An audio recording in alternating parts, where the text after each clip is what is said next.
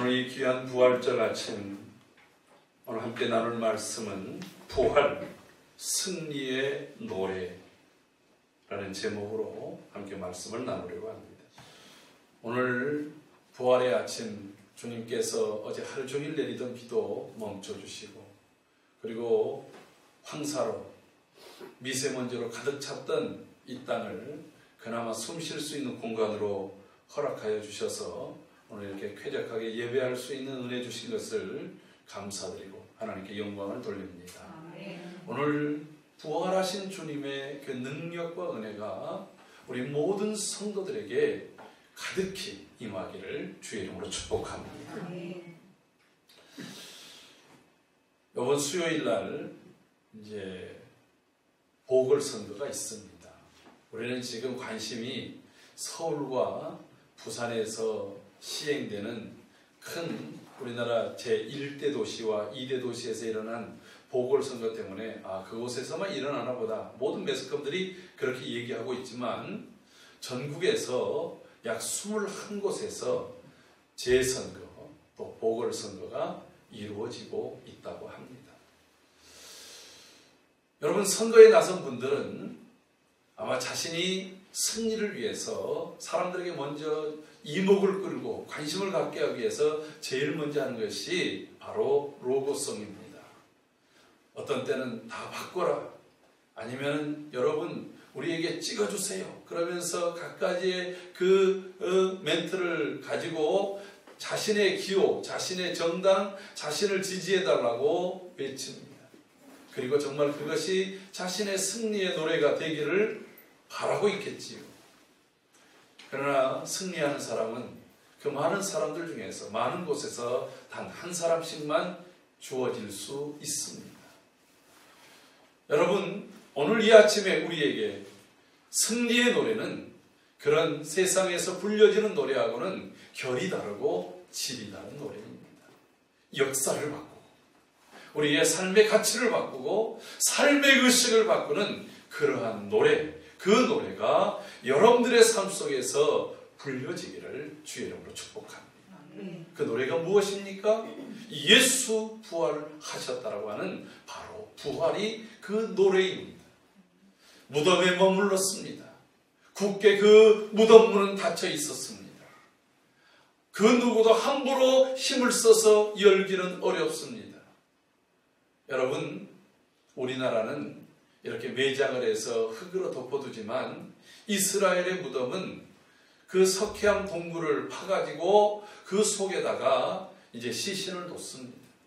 보통 그 무덤에는 혼자만 들어가지 않고 자신들의 가족, 선조들부터 묻기 때문에 무덤 안이 굉장히 커요.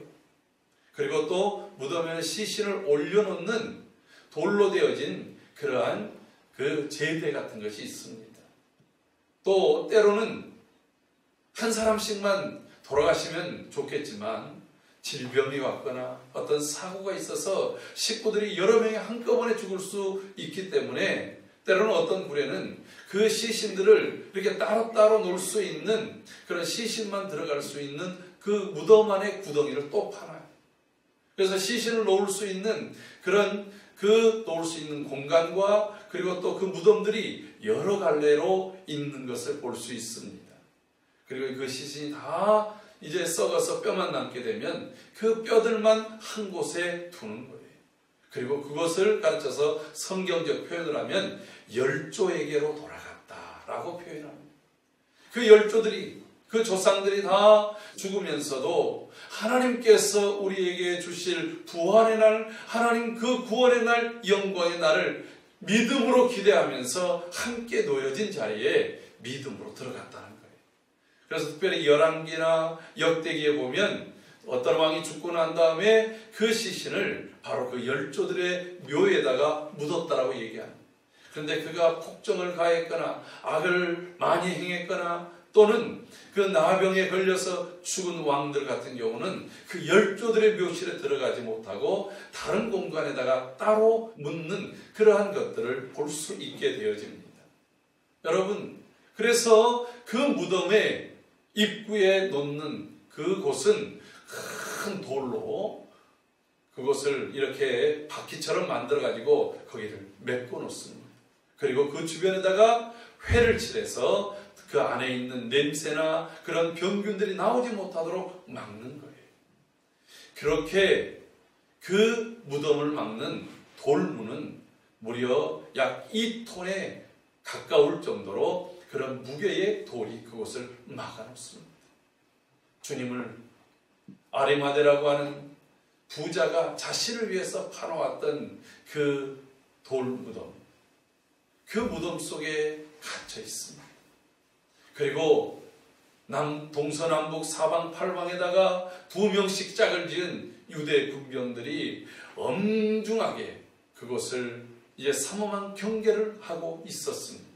왜냐하면 주님께서 죽기 전에 이미 많은 사람들에게 설교를 하시면서 내가 예루살렘에 올라가서 장로들에게 고난을 받고 그리고 죽었다가 사흘 만에 부활할 것이다 라고 설교했던 것을 제자들은 슬픔 때문에 잊어버리고 있었지만 오히려 대제사장과 그리고 바리새인들과 오히려 유대의 관원들은 그 메시지를 기억하고 있었습니다. 그래서 그들은 예수를 십자가에 못 박혀 죽게 한 다음에 예수의 죽음을 확인하고 나서 아리마대 요셉이 당돌하게 그 시신을 내어달라고 할 때 그 내려서 그 장사할 수 있도록 허락해 주었습니다. 왜냐하면 바로 그 뒷날이 유월절이기 때문에 그러한 불경스러운 일들을 더 이상 보이기 싫어서 그렇게 허락은 했습니다. 그렇지만 그 대제사장들과 그리고 장로들과 바리새인들은 예수님이 하셨던 메시지를 기억했습니다. 저희가 살아있을 때 죽었다가 사흘 만에 부활한다고 했으니 혹여라도 그 제자들이 시신을 훔쳐간 다음에 예수가 부활했다고 그렇게 외치고 다니면 지금보다 혼란이 더 커질 것 같으니까 이제 이곳을 삼엄하게 지킬 수 있도록 허락해 주십시오. 빌라도가 그렇게 허락했습니다. 그래서 그들은 물샐 틈 없이 그곳을 지켰습니다. 철통같이 방어하고 있습니다. 그런데 안식구 첫날 새벽 미명의 시간에 갑자기 엄청난 지진의 소리가 울렸습니다. 그 지진과 더불어서 굳게 닫혀있던 이 무덤문이 저절로 열리게 됐습니다. 여러분, 우리가 이따 오후에 함께 말씀을 나눌 막달라 마리아와 그리고 또 다른 여인들이 함께 살로메라고 하는 여인이 함께 그곳에 갑니다. 유대인의 전통에 따라서 사흘째 되는 날 시신에 대한 향유와 향품을 발라주면서 이제 마지막 이 문이 완전히 회가 칠해지면 다른 사람이 이제 죽어서 그 무덤에 닫히기까지 무덤은 열 수가 없습니다. 그래서 마지막 예를 하는데 여러분, 이 여인들의 고민은 예수님이 돌아가셨다라고 하는 슬픔도 슬픔이었지만 이제는 어쩔 수 없는 그 현실을 받아들여야 되는 그 상황 속에서 자신들이 준비한 향품과 향유를 예수님께 발라드려야 되는데 첫 번째 고민이 뭐냐면 누가 무덤문을 열어줄 것인가 였어요. 앞서 얘기했던 대로 2톤에 가까운 무게의 이 무덤문을 열려면 최소한 장정 10명 정도는 필요한 것 아니겠어요? 또한 두 번째 문제는 그곳에 있는 그 유대 군병들이 과연 무덤문을 열라고 허락해 줄 것인가? 여러분, 이 무덤문을 열려면 가룟 유다는 이미 자살했으니까 없지만 나머지 11명의 제자들이 모두 다 가서 그 힘을 써서 무덤문을 열어야 되는데 저희들이 예수님의 제자들이 왔습니다. 무덤문 좀 열게 해주세요. 그랬다가는 오히려 유대 군병들에게 모두 다 사로잡혀 갈 것 아니겠어요? 그래서 그들은 두려워서 꼼짝도 못하고 마가의 다락방에 그저 그냥 몸져 떨고 있었다라고 하는 것입니다. 여인들만 그곳에 찾아갔습니다. 여러분, 여인들의 이 믿음이 얼마나 큰지 이따가 오후에 우리가 함께 더 깊이 공부하게 될 것입니다. 그 여인들은 오히려 예수님에 대한 사랑과 예수님에 대한 그 헌신이 두려움을 이겼던 것이에요. 그리고 그들의 고민은 이 무덤문을 누가 열어줄 것인가? 그러나 그들의 고민은 금방 사라져버리고 말았어요. 왜냐하면 그 지진, 그들도 깜짝 놀랄 만한 그 지진과 더불어서 무덤 문이 열려 있었기 때문이었습니다. 그런데 더 큰 고민이 생겼어요. 더 큰 슬픔에 잠겼습니다. 그 무덤 문을 봤더니 주님의 시신이 사라진 것입니다. 여러분, 그들은 이 지진과 더불어서 주님의 시신이 사라진 줄만 알고 그곳에서 막달라 마리아는 오히려 주님이 죽은 것보다 더 큰 슬픔의 눈물로 그곳에서 울고 있었다라고 하는 거예요. 주님이 부활하신 것입니다. 주님이 죽음에서 다시 살아나신 것입니다. 주님께서 죽음의 권세를 깨뜨리시고 다시 살아나셨습니다. 여러분, 이 주님의 부활이 오늘 우리에게 어떤 의미를 주십니까? 2000년 전에 일어났던 이 사건이 오늘 우리에게 어떤 의미와 능력을 주십니까? 여러분, 이 부활은 수많은 사람들이 이 부활의 역사적 사실을 감추어 보려고, 부정해 보려고 얼마나 많은 시도가 2000년 전부터 있었는지 알 수 없습니다. 여러분, 마태복음 28장을 보면 거기에 무덤을 지키고 있었던 그 수많은 유대 군병들이 넋이 나간 표정으로 대제사장에 와가지고 보고합니다. 우리가 경계를 흐트러뜨리지 않았습니다. 잠시도 우리가 있어야 될 자리를 떠나지 않았습니다. 그들은 경계를 바꿔가면서 그 자리를 철통같이 최소한 사흘 동안은 지키기 위해서 있었습니다. 그런데 마지막 이날만 지나가면 이제 더 이상 예수가 말했던 그러한 루머는 더 이상 없어질 거야. 그들은 이제 마지막 그 하루가 남았습니다.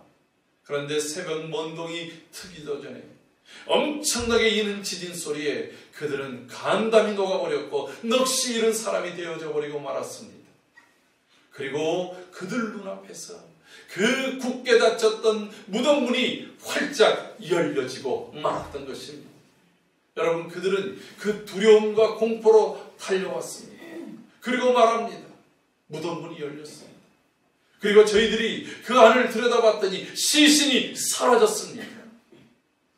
거기는 누구도 손대지 못했습니다.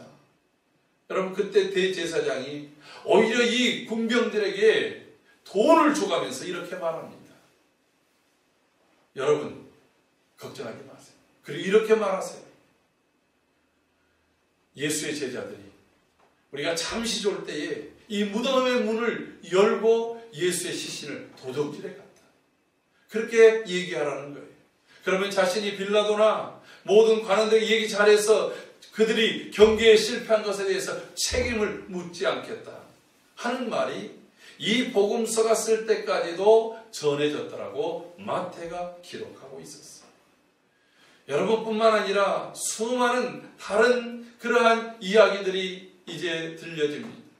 그것은 예수님이 보통 십자가에서 목숨이 질긴 사람들은 막 일주일, 열흘까지도 버티는 사람들입니다. 십자가형이라고 하는 것은 이 뼈에 못이 박히고 또 심줄이 끊어지면서 피가 흘려서 탈수증으로 죽는 거거든요. 근데 질긴 사람들은 또 동맥을 관통하지 않았거나 그랬을 때에 그 십자가 위에서 열어날 것.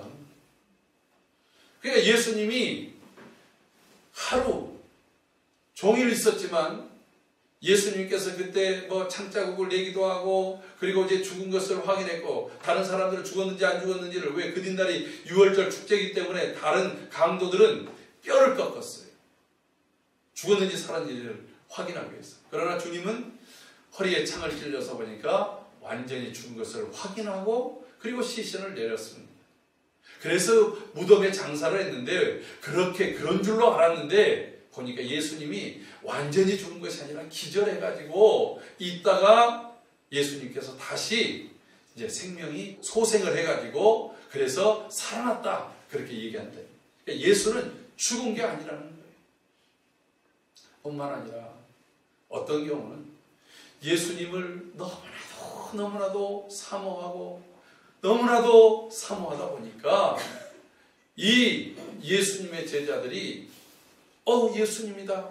마치 환상 속에 예수님 비슷한 사람만 봐도 전부 예수님인 양. 여러분, 사람이 어떤 사람을 잃어버려서 찾다 보면 그와 머리 모양 비슷해도 키 모양만 비슷해도 옷 색깔만 비슷해도 확 돌아보지 않습니까? 그렇게 착각했다는 거예요. 여러분, 이와 같은 여러 이야기들이 얼마나 가득한지 모릅니다. 이슬람 교회에서는 어떻게 말한 줄 아십니까? 무함마드가 AD 570년에 그가 태어나서 이제 40년, 40살에 그가 이제 천사 가브리엘을 만났다는 거예요. 610년에 계시를 받았는데, 계시를 받고 나서부터 자신이 선지자가 돼가지고서 이제 알라의 이야기를 하는데, 어느 날 예수님에 대해서 이렇게 얘기를 하는 거예요. 하나님께서 당시의 선지자로 이 유대인들을 구원하시기 위해서 세상에 보냈는데, 유대인들은 예수님을 하나님의 이 메시아로 받아들이지 않고, 그리고 그 예수를 죽이려고 했다는 거예요. 그래서 십자가에 딱 달려가는데, 알라이신 하나님께서 예수를 확 바꿔치기 해가지고 그 십자가에 달린 자는 바로 예수님을 죽이려고 했던 가룟 유다인지, 이름이 정확하게 나오죠. 그리고 바라바인지, 예수님의 그 시신을 바꿔치기를 했다. 그러니까 예수님을 바꿔치기 해서 십자가에서 달린 사람은 예수님이 아니라는 거예요. 그리고 예수님은 죽지 않고 하늘로 데려가 버리셨다는 거예요. 그러니까 유대인들을 구원하러 온 그 예수님을 죽이려 하였으나, 죽이려는 그 예수님을 알라는 죽이지 않고 살리셔서 하늘로 데려갔다는 거예요. 여러분, 이 얘기 속에 아주 위험한 사상이 무엇이 있는 줄 아십니까?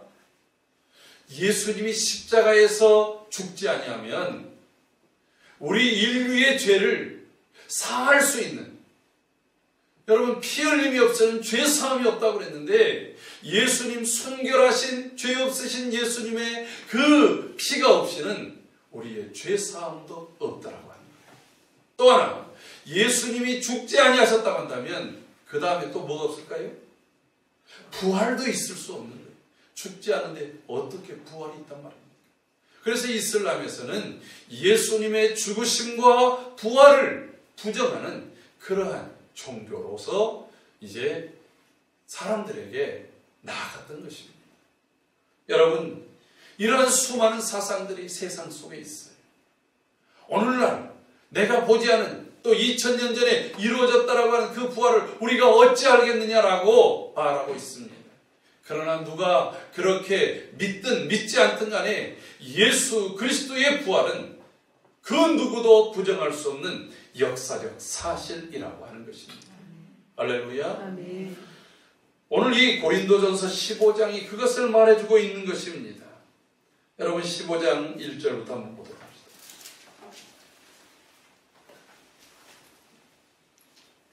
형제들아, 내가 너희에게 전한 복음을 너희에게 알게 하노니 이는 너희가 받은 것이요 또 그 가운데 선 것이라. 너희가 만일 내가 전하고 그 말을 굳게 지키고 헛되이 믿지 아니하면 그로 말미암아 구원을 받으리라. 그럼 이 복음으로 인해서, 이 복음을 믿음으로 구원을 받는다는 거예요. 여러분, 그것이 무엇입니까? 내가 받은 것을 먼저 너희에게 전하였노니 이는 성경대로 그리스도께서 우리 죄를 위하여 죽으시고 장사 지낸 바 되었다가 성경대로 사흘 만에 다시 살아나사라고 이렇게 기록합니다. 그리고 이제 5절부터 6절에서 말하는 것이 무엇입니까? 게바에게 보이시고 후에 12제자에게와 그 후에 500여 형제에게 일시에 보이셨나니 그 중에 지금까지 대다수는 살아있고 어떤 사람들은 잠들었으며 그 후에 야고보에게 보이셨으며 그 후에 모든 사도에게 맨 나중에 망삭되지 못하여 난 자와 같은 내게도 보이셨느니라. 지금 예수 그리스도의 부활을 직접 목격한 사람들, 이들을 우리는 증인이라고 얘기합니다. 사도행전 1장 8절에 그런데 너희에게 성령이 임하시면 너희가 권능을 받고 예루살렘과 온 유대와 사마리아 땅끝까지를 내 증인이 되리라 할 때, 이 증인, 이 말투스라는 것은 내가 보고 경험하고 들은 바를 이것은 내가 확실하기 때문에 내 목숨을 대신해서라도, 내 목숨을 죽는다 할지라도 나는 이 끝까지 내가 이 보고 듣고 그리고 경험한 것을 나는 있는 그대로 말하는 사람을 증인이라고 얘기를 합니다. 근데 내가 보지 않은 것을, 내가 경험하지 않은 것을, 내가 듣지 않은 것을 말하는 사람은 이것을 거짓 증인이라고 합니다. 여러분, 이 증인이 증거로서 채택이 되려면 최소한 2사람 이상의 사람들이 자신의 목숨을 담보해서 이야기할 때 그게 증거로서 채택이 됐던 거예요. 여러분, 이때에 여기 어떤 사람들은 잠들었다라고 하는 이 말을 쓸 때 벌써 순교했던 사람들이 나타났던 것입니다. 예수의 부활을 증거하다가, 예수의 부활을 나는 내 목숨을 당한다 할지라도 나는 이 사실, 내가 보고 듣고 경험한 것을 나는 결코 거부할 수 없습니다 라고 말한 사람. 그리고 사도 바울이 이 편지를 쓸 때에는 그 사람들 중에 또 상당수는 살아있어서 그것을 증언하고 있고 증거하고 있다라고 말하고 있습니다. 여러분, 예수님은 부활하셨다라고 하는 것을, 예수님을 믿고 따르는 사람들이기 때문에 그렇게 말할 수 있다고 칩시다. 이 편지를 쓰고 있는 사람은 누구입니까? 바로 이 사도 바울은 예수님과 예수님의 부활을 가장 거부했던 사람이었습니다.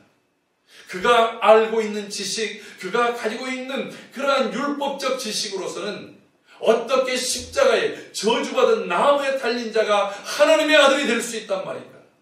그래서 그는 오히려 자기와 동문수학했던 스데반이 그렇게 그 이야기를 하고 있을 때 가장 먼저 저 사람은 잘못된 이단나라고 자신이 증언을 해가지고 그를 돌에 쳐 죽이는데, 왜? 신성 모독자들은 돌에 쳐 죽이는 것이 유대인의 관습 아닙니까? 그 일에 자신이 가장 먼저 선 자요. 그리고 자신의 뒤를 이어서 스데반을 돌을 던지는 그 일에 그들의 옷을 지키는 자로 있었던 것입니다. 그것뿐만 아니라 대제사장의 공문을 얻어서 바로 예수를 따르는, 예수의 부활을 믿는 사람들을 잡아들이는 일에 힘써 행했던 사람입니다. 심지어는 그 공문을 가지고 자신의 나라가 아닌 유대 땅이 아닌 다른 지역 다메섹까지 가가지고 예수 믿는 사람들을 체포하기 위해서 갔던 사람. 근데 그에게 그 예수님이 나타나신 것입니다. 그에게 예수님께서 직접 찾아오신 것입니다. 사울아 사울아 어찌하여 내가 나를 핍박하느냐. 그는 이 신적 음성 앞에 아무것도 보이지 않는 그 환경 속에서 무릎을 꿇고 말합니다. 주여 누시오니까. 나는 내가 핍박하는 예수다. 여러분, 그가 그 다메섹 언덕에서 예수님을 만나고 나서 인생이 바뀐 것입니다. 가치가 달라졌습니다. 그리고 예수님이 하나님의 아들 되심과 그리고 그가 우리를 위해서 죽으시고 죽음 가운데 부활하셨음을 가장 먼저 가장 힘있게 증거하다. 그가 알고 있었던 모든 구약의 말씀이 바로 이 예수 그리스도를 증거하기 위한 메시지임을 그는 가치가 달라지니까, 시각이 달라지니까 그것을 증거했다고 합니다. 예수는 부활하신 것입니다. 여러분, 죽었다가 살아나신 분이 예수님만 있는 건 아니잖아요. 우리가 성경에 잘 아는 대로 야이로의 딸도 죽은 지 얼마 안 됐지만 예수님께서 기도해서 살려냈습니다. 나인성 과부의 아들은 장례해 가던 중에 예수님을 만나서 죽었다가 살아났습니다. 베다니의 나사로는 죽은 지 나흘 됐어요. 그들이 사흘째 되는 날 향품을 발라요. 그리고 완전 무덤을 닫아버려요. 나흘이 됐다는 것은 이제 끝났다 이거예요. 더 이상 소망이 없다. 이미 시신이 부패가 상당히 진행됐기 때문에 무덤 연다는 것은 거기에 시신에서부터 나오는 여러 병균들을 내가 맞는다는 얘기예요. 그래서 예수님 무덤문을 열라라고 얘기할 때 그들은 두려워했어요. 마리아와 마르다가 얘기하지 않습니까? 이미 죽어서 시신이 부패돼 상하고 있습니다. 그래도 열라는 거예요. 그들이 못마땅스럽지만 주님께서 하신 말씀이기 때문에 문을 엽니다. 너희가 내 말을 들으면 하나님의 영광을 보리라. 할렐루야. 여러분, 그래서 그들이 문을 열었던 거예요. 구약에도 엘리사를 통해서 또 엘리야를 통해서 죽었다가 살아났던 사람들이 있습니다. 여러분, 그런데 예수님이 죽었다가 다시 살아나는 것이 왜 더 가치 있는 일이겠습니까? 더 위대한 일이겠습니까? 오늘 그 이유가 있어요. 이것은 우연한 죽었다가 살아남이 아니라고 하는 거예요. 오늘 성경에서 강조하는 단어가 있습니다. 그것이 바로 3절 말씀. 다시 한번 볼까요? 3절과 4절 말씀 읽습니다. 시작. 내가 받은 것을 먼저 너희에게 전하였더니 이는 성경대로 그리스도께서 우리 죄를 위하여 죽으시고 장사 지내며 되셨다가 성경대로 사흘 만에 다시 살아나사. 아멘. 이 말씀이 오늘 중요한 단어가 무엇이냐면 주님의 죽으심과 주님의 부활은 성경대로 하나님의 약속대로 하신 일이라고 하는 거예요. 인류를 구원해내시기 위해서 하나님께서는 죄 없으신 하나님이 친히 이 땅에 오셔서 창세기 3장 15절의 말씀한 것처럼 여자의 후손을 통해서 이제 하나님께서 뱀의 머리를 밟게 하신 일이 벌어질 것입니다. 그 아들을 우리에게 주신 바 되었고 그는 기묘자라 모사라 전능하신 하나님이라 영존하신 아버지라 말씀하십니다. 그 어깨에 정사를 메었습니다. 이를 하나님의 열심히 이루실 것입니다. 아들을 처녀가 아들을 낳으리니 이름을 임마누엘이라 하라. 죄로 인해서 떠나셨던 하나님이 이제 우리와 친히 함께 하실 것입니다. 여러분 이사야서 53장에 있는 것처럼 그가 질고를 지고 그가 또 고통을 당하신 것은 우리의 허물 때문이며 우리의 죄악 때문이며 그가 질고를 받으심으로 우리에게 나음을 주시고 그가 징계를 받으심으로 우리에게 평화를 주시기 위해서 주님이 친히 이 고난의 길을 가신다라고 합니다. 그리고 그분이 죽으셨다가 다시 살아나셨어. 잠자는 자들의 첫 열매가 되게 하시는 그 역사를 우리에게 주신다는 거예요. 왜요? 이 일을 통해서 죄의 삭은 사망이요 그 사망 이후에 반드시 심판을 받아야 될 인류의 운명 앞에 죄 없으신 그분이 죽으심으로 인해서 우리의 죄를 다 사하시고 그분이 다시 부활하심을 통해서 우리에게 이 죄와 사망과 율법의 모든 굴레를 깨뜨리시는 승리를 주셨음을 보여주신 것입니다. 그래서 오늘 우리가 읽었던 이 55절에서 이와 같이 이제 노래하고 죽음과 사망을 조롱하는 것입니다. 사망아 너의 승리가 어디 있느냐? 사망아 내가 쏘는 것이 어디 있느냐? 사망이 쏘는 것은 죄요 죄의 권능은 율법이다. 그렇지 않느냐? 우리가 지금까지 아담 이후에 지금까지 우리가 이 죽음 앞에 죄 앞에 아무것도 할 수 없는 패배하고 실패한 인생이었지만 예수 그리스도의 이 부활을 통해서 우리에게 주시는 것 우리 주 예수 그리스도로 말미암아 우리에게 승리를 주시는 하나님께 감사합니다. 여러분 이제는 성도의 죽음도 존귀한 것이 됐어요. 왜냐하면 우리에게는 영원한 부활의 승리가 있기 때문에 그렇습니다.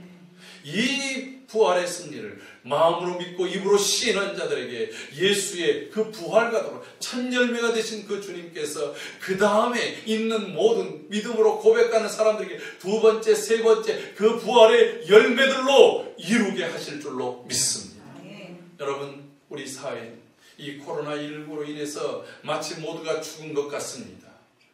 요즘에도 또 곳곳에서 500명이 넘는 코로나 확진자들이 나고 교회들 몇 군데서 또 일어남을 통해서 또 손가락질하는 일들이 뉴스를 도배하고 있습니다. 오늘 우리에게 주신 부활의 능력이 무엇입니까? 그것은 어떠한 것들도 죄와 사망과 전염병과 그 어떤 것들도 그리스도의 사랑에서 우리를 끊을 수 없다라고 하는 것입니다. 우리에게는 영원한 생명과 소망이 우리에게 주어졌다는 것입니다. 그리고 그 소망을 품고 나아가는 모든 자들에게 주 앞에서 행하는 일들이 결코 이 땅에서의 일들이 헛되지 않고 유익한 삶을 살게 하신다라고 하는 것입니다. 그러므로 이렇게 노래합시다. 주님, 우리의 믿음이 견실하여 흔들리지 않고 항상 주의 일에 더욱더 힘쓰는 자들이 되게 하여 주옵소서. 우리가 주를 위해서, 교회를 위해서, 이 세상을 위해서 복음을 증거하고 예수 그리스도의 향기를 나타내는 삶이 결코 헛된 삶이 아니요 유익한 삶이요 영원한 삶이요 새로운 삶임을 고백하며 나아가는 저와 여러분의 삶이 되기를 주의 이름으로 축복합니다. 여러분, 죽어서 장례를 치르는 장송곡이 아니라 죽음 이후에 승리를 주시는 이 부활의 노래가 우리의 삶 속에 매일매일 승리의 노래로, 승리의 고백으로 외쳐지고 불려지는 저와 여러분의 삶이 되기를 주의 이름으로 축복합니다.